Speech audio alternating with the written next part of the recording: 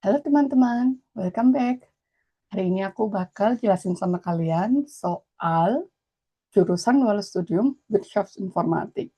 Kira-kira apa aja yang bakal dipelajari di jurusan tersebut, terus modulnya apa aja, karena kan biasanya cuma ada informatik aja atau Wirtschaft aja, atau yang biasa disebut di sini BWL. Nah, mungkin buat kalian yang penasaran, kita cek langsung aja modulnya apa dan apa aja yang dipelajari.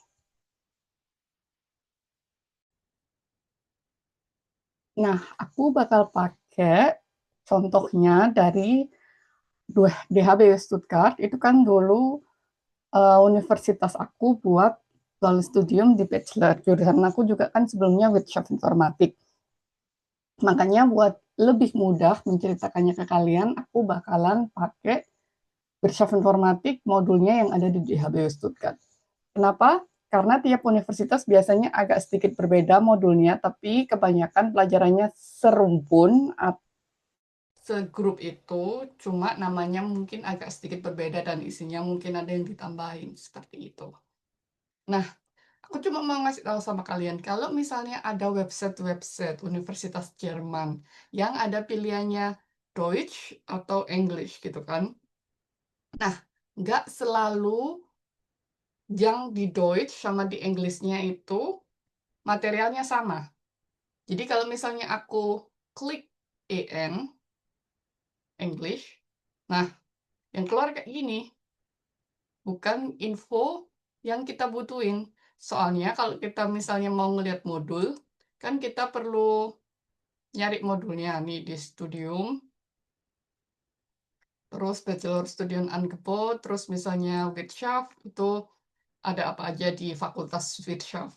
Nah, ini misalnya Wirtschaft Informatik, ada 4 penjurusan. Nah, aku cuma mau ngasih tahu itu ke kalian yang pertama. Jadi kalau misalnya kalian lihat website universitas yang ada Inggris sama Jermannya, itu nggak selalu isi bahasa Inggrisnya sama persis sama bahasa Jermannya. Jadi saranku, kalau misalnya kalian mau nyari-nyari info, sebaiknya kalian jangan translate websitenya ke bahasa Inggris, tapi tetap pakai bahasa Jermannya aja, terus pakai Google Translate biasa untuk mentranslatekan website atau web yang lagi kalian buka. Kan biasanya di sini bisa translate. Nah, ini. Jadi kalian bisa pakai ini aja. Misalnya Jerman ke English. Gitu. Nah, jadi kalian tertranslate deh semuanya langsung otomatis. Jadi jangan pilih versi Inggrisnya, tapi mending pakai translate itu tadi. Nah, itu bakalan tentu banget buat kalian bisnis terus. Dan nih, seperti itu. Oke, buat kalian yang misalnya butuh konsultasi, aku juga ada buka konsultasi pribadi. Kalian bisa kontak aku di Instagram yang detailnya bakalan aku share di kolom deskripsi. Tapi untuk kontak Instagram itu khusus untuk yang berminat konsultasi pribadi ya. Konsultasinya berbayar, jadi kalian bisa kontak aku di Instagram untuk menjadwalkannya dan informasi lebih lengkap tentang konsultasinya. Selain itu, mohon maaf sekali aku belum bisa jawab pesan yang kalian kirim ke Instagram. Oke, kita lanjut ke Wirtschaft Informatik. Nah, di DHBW ini, Wirtschaft Informatik itu dibagi jadi 4. Jadi, ada 4 Wirtschaft Informatik di DHBW. Yang pertama, penjurusan ke Applications Management, kemudian ke Data Science, terus ke International Management Business and Information Technology. Ini jurusanku waktu aku di Bachelor. Kemudian Sales and Consulting. Nah, bedanya apa sih tiap penjurusan ini? Bedanya lebih ke modul yang diajarkan. Jadi misalnya kita lihat aja langsung ke Applications Management. Nah, studien cilenya juga biasanya berbeda. Kalau misalnya studien cilenya yang Applications Management, itu in IT lebih ke jadi atau kerja di IT proyek atau IT system, seperti itu. Kalau misalnya eh jadi websitenya akan aku translatein ke Inggris biar kalian juga bisa lihat kerjaannya ngapain. Jadi lebih gampang buat kalian sambil nontonnya. Sesuai yang aku ajarin tadi, cara translate website. Kalau misalnya bahasa Jermannya kalian masih belum di level yang tinggi, tapi mau cari informasi. Oke, nah ini kan project IT, terus monitoring project IT, jadi kayak IT manager atau IT management kayak gitu biasanya kalau applications management. Nah, fokusnya juga ke IT technology, terus software engineering, sama bisnis administrasi. Terus pelajarannya apa aja? Pelajarannya kan lebih ke basic IT, terus programming, Java biasanya programming, web development, kayak gitu, project management, business process modeling, itu aku juga dapat.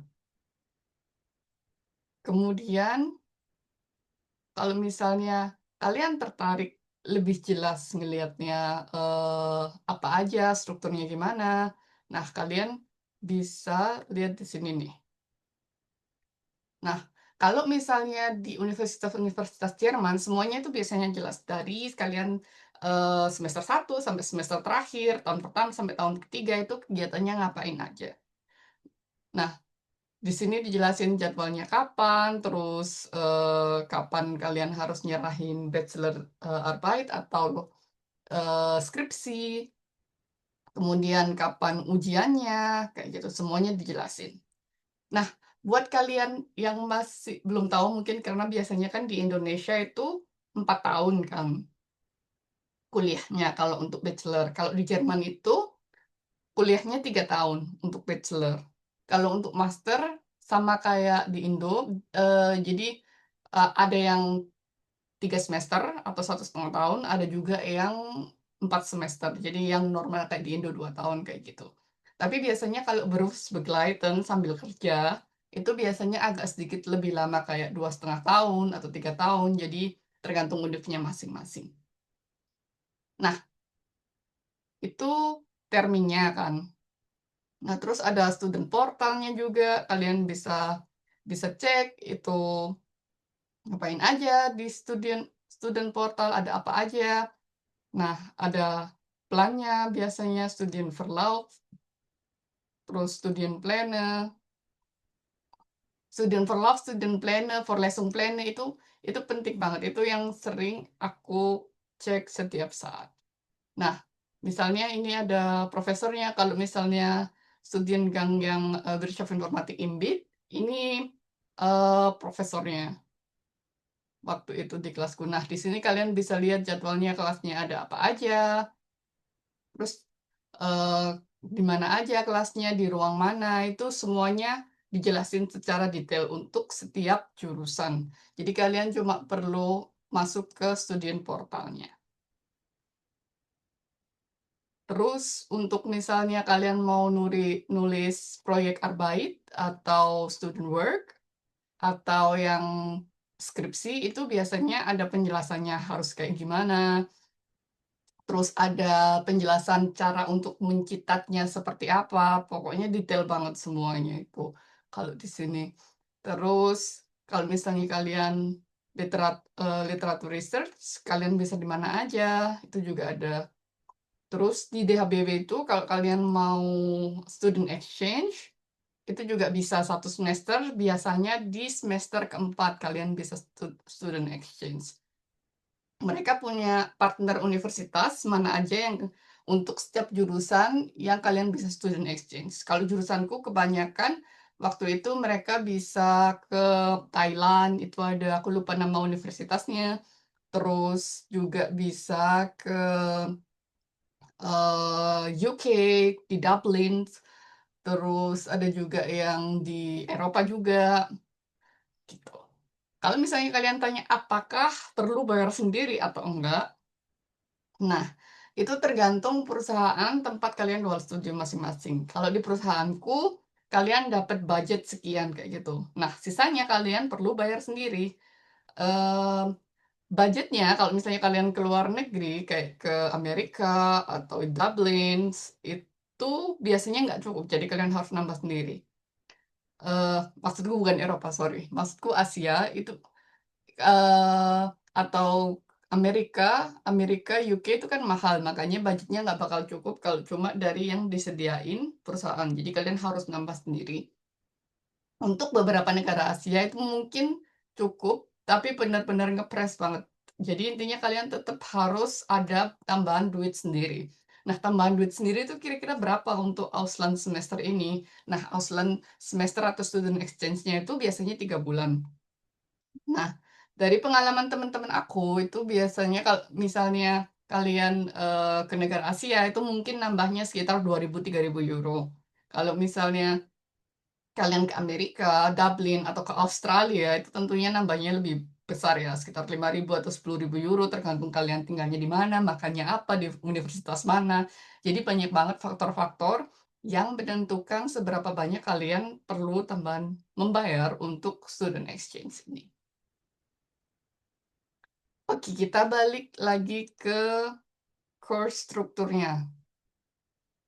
Nah, ini kan tadi sepertinya sudah aku buka yang ini. Oh ya, yang ini kan udah aku jelasin juga tadi. Nah, untuk modulnya, setiap universitas di Jerman dan setiap jurusan itu ada yang namanya modul Handbuch atau di sini ada modul deskripsi namanya. Nah, ini membantu kalian untuk tahu kira-kira kalian bakalan belajar apa aja, pelajarannya apa aja yang bakal dipelajari. Jadi kalian bisa benar-benar cek banget dari semester 1 sampai semester akhir apa aja yang bakalan kalian pelajari. Jadi kayak application management terus di tahun pertama itu kalian apa aja yang dipelajari, tahun kedua apa aja yang dipelajari, terus tahun ketiga apa aja. Nah, ini kan juga ada penjelasannya lebih jelas, misalnya pelajaran Betriebliche Informationsversorgung. Kalian bakal belajar, terus proofingnya itu bakal gimana. Nah, Prüfungsleistung, jadi kalau di Jerman itu setiap modul nggak selalu ujiannya ujian tulis. Jadi ujiannya itu ada banyak banget formatnya. Bisa ujian tulis, bisa kalian perlu bikin portfolio, bisa kalian perlu bikin kayak wissenschaftliche Arbeit atau scientific paper, terus bisa juga kalian harus klausul langsung atau bisa juga kalian perlu bikin coding atau programming. Jadi ada banyak banget bentuknya. Makanya kalian perlu cek Prüfungsleistungnya ngapain kayak gitu. Menurut aku, kalau misalnya format apa yang aku suka, format yang aku suka lebih ke kalau eh, portfolio yang sesuai sama jurusannya, bukan jurusannya maksudku, sorry, modulnya. Misalnya modulnya data science atau programming Java gitu misalnya. Nah, aku lebih suka kalau eh, ujiannya itu dalam bentuk bikin aplikasi kayak gitu. Jadi yang aku serain aplikasinya, aplikasi Java kayak gitu. Daripada harus nulis klausur langsung atau nulis ujian langsung jadi schriftliche. Kenapa? Karena di sini itu kalau nulis ujian langsung itu sebenarnya lebih ke auswendig lernen. Auswendig lernen itu apa? Auswendig lernen itu hafalan kayak gitu. Jadi kalian benar-benar harus bagus banget hafalannya karena itu banyak banget yang dihafalin. Biasanya biasanya ada eh, ujian-ujian terdahulu supaya kalian bisa belajar kira-kira dosen ini biasanya pertanyaannya modelnya kayak gimana. Itu juga ada biasanya, tapi nggak selalu ada. Juga harus harus diingat kadang dosennya selalu update pertanyaan tiap tahun. Beda-beda. Ada juga dosen yang ujiannya sama persis. Jadi bener-bener 100% sama kayak ujiannya yang tahun lalu. Nah, kalau kalian punya dokumennya ujiannya tahun lalu ya udahlah, udah kalian pelajari kan dan udah kalian hafalin semua ya udah tinggal tulis saja. Itu juga pernah terjadi. Jadi banyak banget kejadian ujian tulis atau klausur yang kayak gitu kalau di Jerman. Terus enaknya ya itu tadi, kalian bener-bener jelasin apa aja yang bakal dipelajari, terus, apakah ada syarat-syaratnya, terus literatur atau buku yang dipakai itu apa aja. Nah, itu bisa kalian cek di modul handbook namanya. Saranku bener-bener cek modul handbook-nya dan cek setiap semester apa aja yang dipelajari untuk tahu apakah itu sesuai sama pelajaran yang ingin kalian capai di jurusan tersebut atau enggak. Kalau enggak sesuai, kalian bisa cek lagi di universitas lain dengan jurusan sama. Sesuai yang aku bilang tadi, setiap universitas walaupun jurusannya sama, pelajarannya beda-beda. Nah, itu tadi kan applications management. Terus yang kedua ada data science. Kalau data science ini kan tambahannya untuk di modulnya dipelajari juga artificial intelligence atau sama big data. Karena kan jurusannya data science kayak gitu. Itu tadi bedanya sesuai yang aku jelasin. Kalau bisnis bagian bisnisnya, modul bisnisnya itu hampir sama persis. Terus juga karena dia data science lebih banyak ke Python juga karena AI sama big data kan banyak pakai Python programming language-nya. Terus biasanya prospek prospek prospeknya lebih ke perusahaan yang butuh data science, jadi data management, atau ngerjain banyak analisis kayak gitu. Jadi analis, itu biasanya prospeknya buat yang data science. Nah, terus ini yang IMBIT. IMBIT kan jurusan aku. Nah, kenapa aku waktu itu milih IMBIT sebenarnya? Karena beberapa pelajarannya dalam bahasa Inggris, sesuai yang dijelaskan di sini. Nah, waktu itu bahasa Jermanku belum yang bagus banget gitu, makanya aku bakalan happy banget kalau misalnya modulnya ada yang dalam bahasa Inggris. Itu sangat memudahkanku untuk memahami pelajaran atau materinya. Nah, salah satu alasan kenapa aku milihnya IMBIT daripada yang lain, karena ada modul berbahasa Inggrisnya itu. Kukira itu bakalan 50-50 kan, tapi ternyata tidak. Itu hanya mungkin sekitar 20%. Sisanya benar-benar bahasa Jerman. Kemudian, dosennya pun misalnya, materinya bahasa Inggris kan, atau dia sebenarnya harus ngajar pakai bahasa Inggris. Tapi kadang itu mereka tetap aja, kalau misalnya ada yang nanya kayak gitu, biasanya nanyanya tetap dalam bahasa Jerman. Jadi bahasa Jerman itu tetap, jadi bagian besar ya, bukan yang 50-50 kayak gitu. Jadi buat kalian yang emang lebih nyaman pakai bahasa Inggris, dan bahasa Jermannya mau menghindari bahasa Jerman, ya udah ambil yang Inggris full. Atau kalau kalian emang mau belajar bahasa Jerman atau milih yang bahasa Jerman, ya bisa pilih ini atau pilih yang 100% Jerman kayak gitu. Cuma intinya jangan berharap walaupun dia ada tulisannya beberapa dalam bahasa Inggris, bakalan banyak bahasa Inggrisnya. No way. Kayak gitu. Nah, terus pelajarannya, karena dia, international management, itu ada juga yang dipelajari kayak, kultur-kultur, bisnis kalau di negara lain, kulturnya kayak gimana, seperti itu. Kultur kerjanya seperti apa. Jadi banyak mempelajari kultur-kultur bisnis etik, dari negara lain juga di situ. Kemudian sisanya sama sih, cuma kami tentunya, nggak dapet, pelajaran data science karena itu khusus yang buat jurusan data science tadi.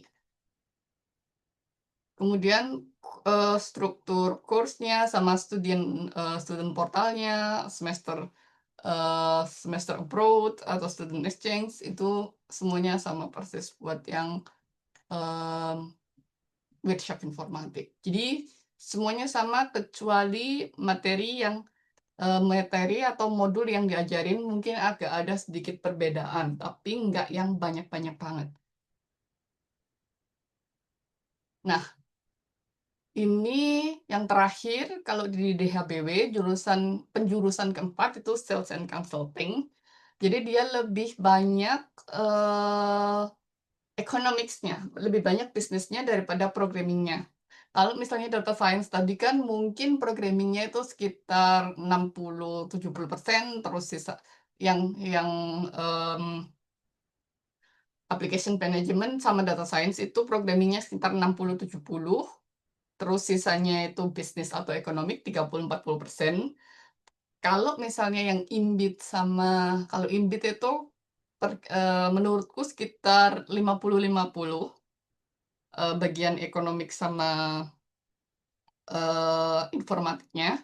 Kalau yang sales and consulting itu dia lebih banyak bisnisnya. Jadi 70-30 lah, 70 bisnis, 30 informatik. Jadi kebalikannya dari yang application management sama data science. Jadi buat kalian yang emang pengen IT-nya lebih banyak, ya pilih penjurusannya yang IT, kayak data science atau applications management. Tapi kalau kalian IT-nya pengen lebih sedikit dan lebih banyak bisnisnya, itu masuknya yang kayak sales and consulting atau international management business. Seperti itu. Nah, buat kalian yang tertarik untuk aku jelasin jurusan lain, kalian juga bisa tulis di kolom komentar dan share pendapat kalian. Bakalan mungkin akan jadi pertimbanganku untuk yang next video. Kira-kira mau jelasin jurusan apa, modulnya apa aja, seperti itu. So, thanks for watching. See you on the next video. Tschüss.